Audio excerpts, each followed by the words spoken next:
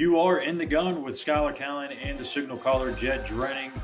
Today, we're going to talk about the non-conference games in the Big 12, the ones to watch for, the ones that catch our eye, the ones that you should maybe flip on whenever that week comes along. We got week 0 coming up here relatively soon, and right around the corner after that is some of these intriguing Big 12 games. So we're going to get to that in just a second, but quick, a word from our sponsor here at BetOnline. BetOnline is your number one source for all your betting needs. Get the latest odds, lines, and matchup reports for baseball, boxing, golf, and more. BetOnline continues to be the fastest and easiest way to place your wagers, including live betting in your favorite casino and card games, available to play right from your phone. Head to the website or use your mobile device to sign up today and get in on the action. Remember to use the promo code BELIEVE, that is BLEAV, for your 50% welcome bonus on your first deposit. Bet online, where the game starts. And Jed, there's a lot of really good, interesting matchups on this schedule. Now, of course, when you look at it from top to bottom, West Virginia's got the most difficult non-conference schedule out of any of them, and it's not even close. We're going to get to that in our next episode. We're going to talk about the entire schedule, how West Virginia fares against ranked opponents. Be sure to check that out also on In the Gun on YouTube. But let's start here with week 1. There's a few matchups, obviously West Virginia, Penn State, which we'll dive more into. But which games catch your eye here in week 1 in non-conference play? Well, one of the games is, for a host of reasons, going to be West Virginia, Penn State, under the lights, Happy Valley, everything that you hoped for and more from an opening weekend matchup standpoint. Obviously, one that folks are going to be paying a lot of attention to, again, for a number of reasons, Colorado. In primetime, Deion Sanders' first game, goes on the road to Fort Worth, Damon G. Carter Stadium, and takes on Sonny Dykes' TCU Horned Frogs. Of course, coming off that banner season in which they advanced all the way to the national championship game before getting throttled, shaping up to be a pretty interesting matchup. First of all, seems tilted in the sense that the odds makers are pegging the Frogs as about a 3-touchdown favorite. Again, remember, a big part of the reason Deion was brought in, this is a massive rebuild in Boulder, Colorado, a massive rebuild. So let's start with this. Very few things about Colorado will most people recognize when they step on the field to open the season. And I would include TCU, who opened the season at Boulder last year. Now, folks forget, it was a late game. TCU opened the season at Colorado last year, and it was a strange matchup. First of all, Max Duggan didn't get the start. Only because of an injury did he even get in the game, and the rest is history in terms of how his season unfolded. But this was a 7-6 game at the half. I mean, the Frogs were really struggling on the offensive side of the football. And in the second half, they kind of opened some things up. You had a punt return for a touchdown. They ran a reverse for a touchdown.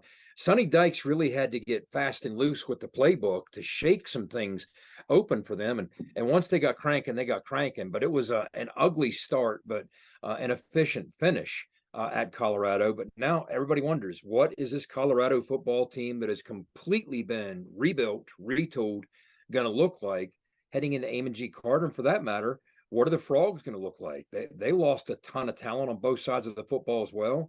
So an interesting matchup, but Vegas is leaning pretty heavy toward the Frogs in this one. So I think it's an interesting matchup to pay attention for those reasons. And of course, not even get into the fact that it's kind of a preliminary conference game in 2024 when these two teams, if they're on the same schedule, it will be a Big 12 conference game. That's one of a couple of these games on the schedule that we'll talk about. But those are my thoughts on that one.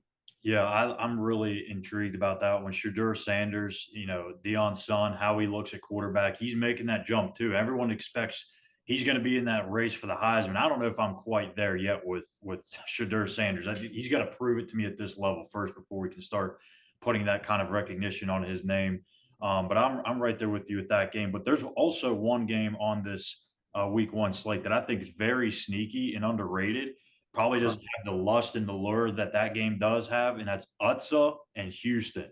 Okay, UTSA has been very, very good in the last couple of seasons under Jeff Trail. He's really turned that thing around. Frank Harris has been a quarterback, seems like he's in his 12th season there, true dual threat kid. I think UTSA could actually win this game. We talked about Houston in team previews. They are losing a ton of talent. UTSA could sneak up on them and win this game in week 1. Yeah, Houston has scheduled appropriately. They don't want to stub their toe in non-conference play, and they want to avoid limping into league play. But you hit on it, Schuyler. When this game was scheduled, I'm not so sure that the admin at Houston saw what UTSA might develop into. And you mentioned Harris. That kid is the real deal. He's legit. I think he's going to play on Sundays, or at least make a roster and have a nice career at it. He's on a lot of Heisman dark horse lists. So yeah, the last thing that Dana and company need is to step into town against the likes of UTSA and struggle against them and have an L instead of a W to get things rolling. Yeah, that would definitely not make the fans or the administration down there very happy in their first year in the Big 12. But hey, that's what you set yourself up for. So before we get into week two here, of course, this episode brought to you by Toothman Ford. We all know cars cost less in Grafton. And Jed, this is maybe the most action-packed week in terms of non-conference, and it's not just the Big 12; it's all across the college football. But it seems like week two's kind of been this week where there's all these good matchups, and there's a few of those games, like you mentioned, that are going to be future conference games here. You've got Utah, Baylor, you've got Oklahoma State and Arizona State there, so there's two of them. Which games in this week's slate are you really most appealed to? I'd start with Illinois at Kansas. That's a big game for the That is, Kansas yeah, Jayhawks. It's a big gig. It's a big game for the Fighting Illini. I tell you what, Brett Bielema has done a good job of rejuvenating that program in short notice, and with a very short turnaround in Champaign. I mean, he even just made an addition in the last couple of weeks. Owen's homeboy Jim Leonard. I mean, when you're signing Jim Leonard, a coach as talented as Jim Leonard, to your staff as a senior analyst, yeah. you're really cooking with gas from a staff standpoint, because a guy like that's going to bring a lot of value, fit right in. You're talking about an Illinois team that was number one in the Big 12 in scoring defense last year. So how fascinating is it going to watch that unit go on the road under the lights on a Friday night at the booth, which I'm guessing it's going to be sold out for an environment like that. They had 3 sellouts last year. Lance Leipold has done such a tremendous job of bringing some energy back into that program. So Jalen Daniels against that Illinois defense, I think that's going to be worth the price of admission. Oh, absolutely. I mean, this is the first time in years that Kansas had expectations going into the season, right? Everyone And forgets Illinois. that last year, no one knew that that was coming, that 5-0 start that they had. That was kind of built up as the season went on. So this is foreign territory for the Jayhawks. For me, I think I don't want to go to the easy one here because that's Texas and Bama. But I'm gonna go with another off the kind of radar path here. UCF and Boise State. Mm. UCF at Boise State, actually. Boise State, we know, has been a very good group of 5 team for a very long time. UCF kind of played their way into that same conversation the last few years. If you would have told me 2 or 3 years ago that UCF would be in a Power Five conference before Boise State, I would have said you're crazy. I thought Boise would have maybe eventually made its way to the Pac 12. For whatever reason, the Pac 12 just kind of sat on their hands and didn't do anything. And we all know what happened to that conference. So, but I think this is a really good test for UCF early in the season to play a quality football team on the road before they get into Big 12 play. And if they can go to Boise and win this game and win it convincingly, which I think they have the ability to do, that's going to put them on the map in terms of the Big 12, the AP voters. I think that's a very interesting game. John Reese Plumlee, that's one that's going to really get my attention for sure. On the Smurf turf. That's one of Oh, those games, Schuyler, that had UCF known a handful of years ago when this game was scheduled that they would be entering the Big 12, this yeah, they game probably would be wouldn't on play. the schedule. You're not going to the Smurf turf to kick off, your time as a Big 12 program. So interesting. I'm going to keep them in order. I'm going to go to the obvious candidate for a couple reasons. Texas at Alabama.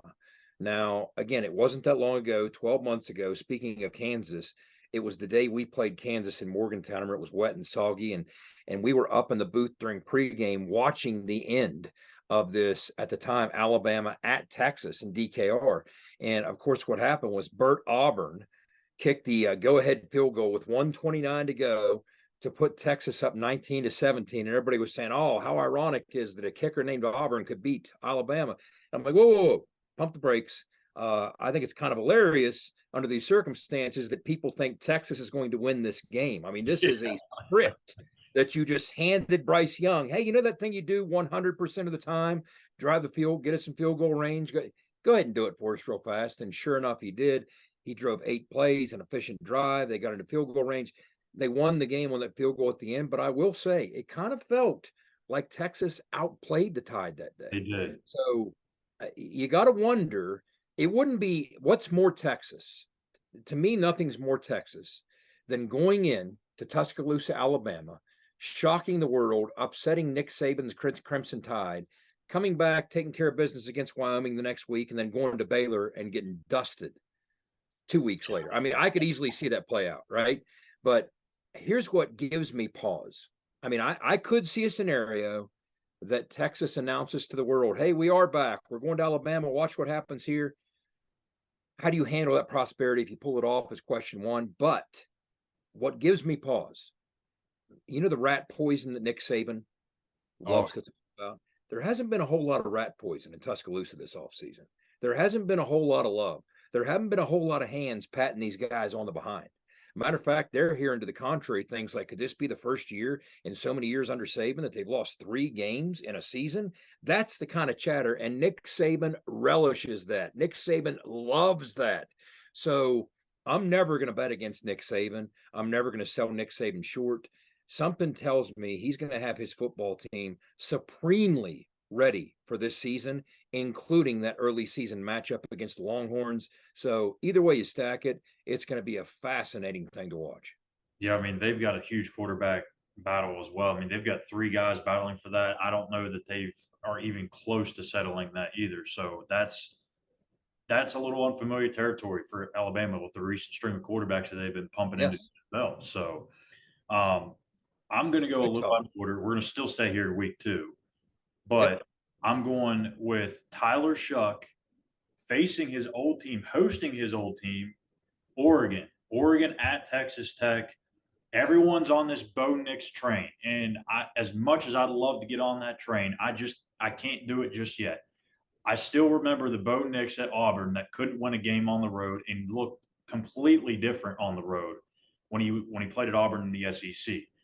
I don't know that Oregon's going to have that type of a rigorous schedule for him to have those kind of splits again, but this is a tricky game for Oregon. I think they're the better team, but playing in Lubbock against Tyler Shuck, who has got something to prove in this game, this is a very good test for Tech too, to really go out there and prove that they're worth that preseason ranking.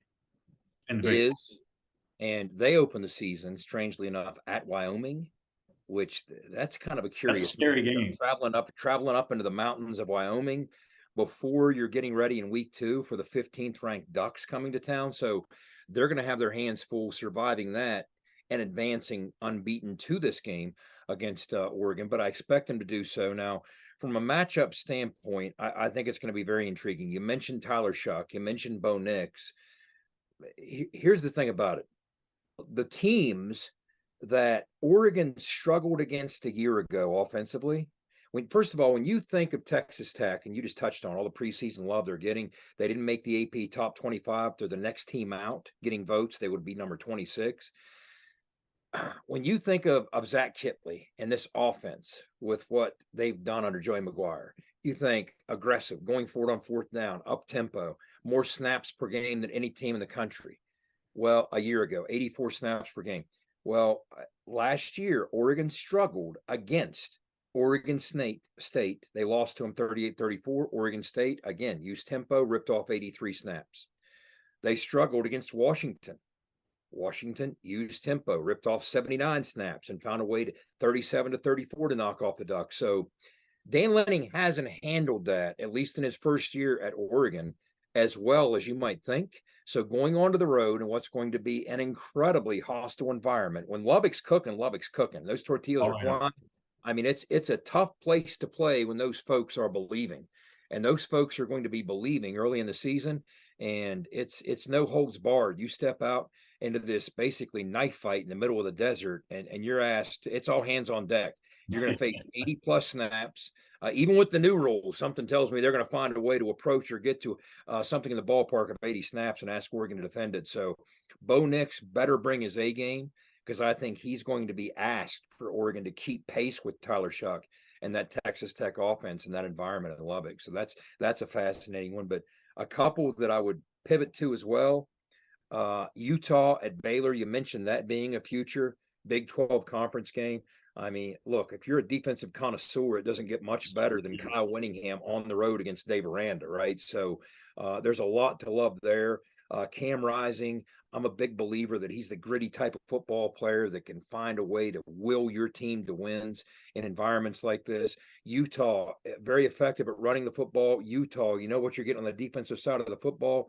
Nothing travels better than a solid run game and a solid defense. And then when you look at Baylor, look, this is Jeff Grimes running the show offensively. Jeff Grimes, reliable, violent offense, this RVO offense.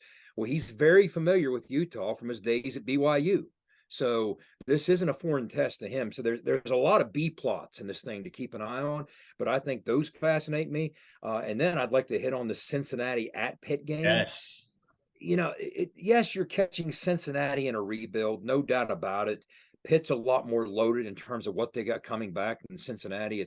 It's definitely a stark transition year for the Bearcats with the new staff.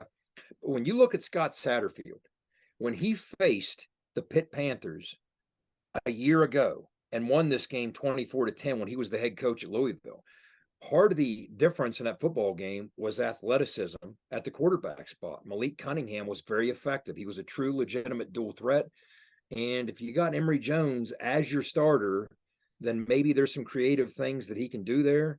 But before we finalize week 2, probably with the Oklahoma State, Arizona State game, I'd like to get your thoughts on the Cincy at Pitt game.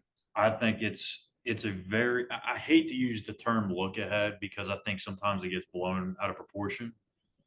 But in this game in particular, I think this is a very easy look ahead situation because you got West Virginia on deck. You beat them last year, but you got to go down to Morgantown. You know you're going to have to strain and fight in a crazy atmosphere that you've probably never played in before. And you just think, oh, Cincinnati, it's just probably this new team in the Big 12. It's going to struggle. They're going to be in a rebuild, their first year head coach, and it's going to be a walk in the park. I don't get that feeling at all. And I do believe Cincinnati is going to be one of the bottom 2 or 3 teams in the league, but they're going to be competitive. And I think they can easily sneak up. And I don't think they're going to beat Pitt, but I think they can give them a lot to handle. And Pitt's going to come out of that Cincinnati game with a lot to work on heading into the West Virginia game. And one more thing to think about from a matchup standpoint, because football is a game of matchups, right? When we talk about Cincinnati, what is their strength with Dante Corleone and company? It's along the defensive line. Don't just think you can show up and effectively run the football on Cincinnati, much like West Virginia bottled up Pitt's run game a year ago to a large extent. So if Pitt comes out struggling and you're breaking in a new quarterback, that might get a little more intriguing than people think. But I think the fundamental difference between the new quarterback with Pitt this year versus the new quarterback last year, this is a guy who actually played in this system when he was at Boston College. So he's not starting from point A, he's starting kind of point C. But yeah, if Cincinnati can bottle up that Pitt run game and make it a little more disjointed in some of these new faces that they're going to be rolling out offensively, it could get kind of interesting. Yeah. Last couple of games here in week 2, you got Iowa at Iowa State. That's always a fun game to watch. Fun in quotes, I guess, because that's take the under, right? Yeah. you got John Heacock against Phil Parker, the number 1 defense in the Big 10 in just about every key metric, the number 1 defense in the Big 12, just about every key metric. This Cy-Hawk Bowl, the only difference is with all the craziness, again, this was a 10-7 shootout last year at the other venue. I would expect something similar this year, but with all the craziness going on in this Hawkeye or this Cyclones camp, you might see a Rocco Beck at starter. Anthony Beck's kid might be starting. I mean, stay tuned for these daily developments. I mean, you just saw Iowa State lose arguably their best defensive lineman within the last couple of days. So this is kind of a story in motion. Stay tuned. So you don't want to be struggling with these offensive issues under any circumstances, much less facing a Phil Parker defense that's about as fundamentally sound as anybody. And then go ahead and hit that Okie State game. Yeah, I mean, if there's 2 games a year where I'm not a good betting man, but I would tell you if there's 2 games every year you wanna bet the under on, it's this game and the Army-Navy game, so lock it in. Yeah. But, before we move in here or actually, you had one more game on that slate, right? There was, Oklahoma Oklahoma State. State is at Arizona Yeah, State. Now, again, here's what intrigues me about this. New staff, fresh outlook in Phoenix with Arizona State with Kenny Dillingham coming down. He was the OC at Oregon. Now, last year in Stillwater, Oklahoma State kind of had their way with the Sun Devils in large measure because they effectively ran the football. They ran for 197 yards. But, here's the deal. Spencer Sanders isn't stepping through that door. You're breaking out Alan Bowman. So out of the gates, yes, Alan Bowman's life can be made a lot easier. Once again, you see a theme emerging here in these games. If they can effectively run the football to provide some pretense of balance to help Bowman out, going on the road, a new coach, a new environment, there's going to be some energy around that program, around that fan base, that what the future might hold. Uh, can they run the ball nearly as effectively as they did a year ago with a retooled offensive line? That's a big question. I don't know if it's going to be quite as simple. So high alert for the Cowboys going on the road to Phoenix. absolutely. Also, thank you to GoMart here to keep you going. Make sure you're signing up for your GoMart rewards. And I love how the schedule works out. You know, with week 2, that's West Virginia Duquesne week, and it's a night game, but you got all these big games that you actually can watch before the West Virginia game comes on. So it works out great. Week 3, you have, of course, the backyard brawl, Pitt at West Virginia, prime time game. That's going to be an absolutely nuts atmosphere. You've got Kansas State at Missouri, BYU at Arkansas is the 3 that I have listed. I believe Yep. you probably have the same. Which which of the other 2 from the backyard brawl is your eyes going to be more on? K State at Missouri or BYU at Arkansas? Well, for different reasons, they're both intriguing, but I'd lean more toward the K State game because Yeah, heading in, their stakes are going to be so high. The more you win, the more they matter. And of course, they're defending Big 12 champs. And now the question becomes the next step in Chris Kleiman continuing to build that program. Can they handle prosperity? I mean, Bobby Bowden always said when you're building or rebuilding a program, there are 4 steps. You lose big, you lose close, you win big. Well, the 5th step, if there is one, would be okay, how do you handle winning big? yeah. So, and something tells me Chris Kleiman's going to have the recipe in order to do that. Again, a year ago, they blew the doors off Missouri. The only thing that would concern me, that's locker room kind of, one-sided blowout. In other words, Missouri, that game did not sit well with them at all. Deuce ran for a buck 45. Deuce isn't around anymore. That's a big loss. Malik Knowles is a big loss. You're going to be leaning much more heavily on Will Howard as you step into this.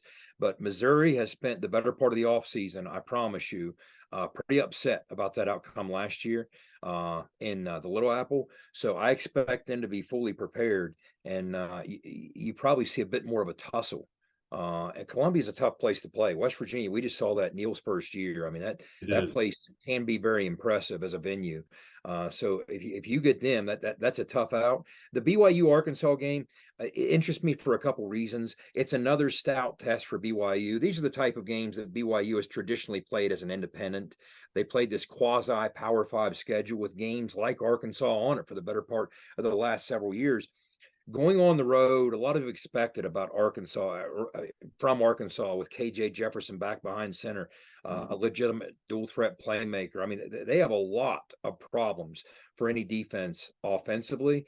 And for a defense with a brand new coordinator, completely rebuilt, trying to find itself again after they struggled so mightily down the stretch and had to jettison their coordinator last year, BYU, this is a tough situation early in the year to be stepping out to Arkansas, hoping that you have those answers. And in some way, it kind of reminds me from a matchup standpoint because last year, Arkansas opened the season at home against Cincinnati, but that was a much more loaded Cincinnati team. Right. This game has parallels to that game, if you ask me. And that's a game that Arkansas survived 31-24. They won that football game. There's some similarities between that matchup with a much more loaded Cincinnati team and what you got with what's expected to be a pretty talented BYU offense, but it's going to be looking for some answers on the defensive side. Yeah, and I know we don't really have a full non-conference slate in week 4, but I have to mention the battle for the Iron Skillet. SMU TCU. I don't know why. My wife asks me this every year. I turn the SMU TCU game on. She's like, "Why do you always watch that game?" I'm like, "It's awesome. It's fun. It's heated. It's rivalry. Battle for Dallas. I don't know. It's always seems like it's always exciting. It always has a big moment in it. I love me the Dykes. Battle of the Iron Skillet. That's just me. The Sonny Dykes Bowl. Yeah. It's Yes. Yes. it's Now like I didn't even neither think one of about those programs, those programs both so desperately they want to avoid yielding an inch to the other program. And right now, obviously, heavy advantage to it. Oh, TCU. yeah. Look what they did last year. I mean, they're in every headliner and every living room down there in North Texas. But traditionally, when you look at those two programs, they both recognize, look, I don't think there's room in this town for the both of us kind of Yeah. deal. At least the both of us to prosper the way we could. So, okay, who's going to give that inch? And neither one of them want to do so. But recently, advantaged TCU, obviously. Yeah, and with SMU's future kind of up in the air, I know they've been linked to the ACC. If they go to the ACC or another power conference that's not the Big 12, what's that going to do to the non-conference schedule? We've heard Neil Brown talk about it. You really just want to keep that one rival and then place two lesser opponents because you don't want to overload your schedule. So I would assume SMU and TCU would probably look at that and say that's their one game they want to have on the schedule every year. But I don't know. I think that's a good place to end. Again, we're going to look at West Virginia's schedule in depth on our next show. We're going to talk about their history against the AP Top 25 and just what that all looks like from the coach's standpoint, the quarterbacks. Jed's got a terrific breakdown, so be sure to check that out. Also, one final thank you from Fortis for roof performance and financial security guarantee. Make sure to visit fortis.us.com. For Jed Drenning, the signal caller, I'm Schuyler Callihan. And be an ear, tell an ear about your new favorite WVU podcast. You've been in the gun.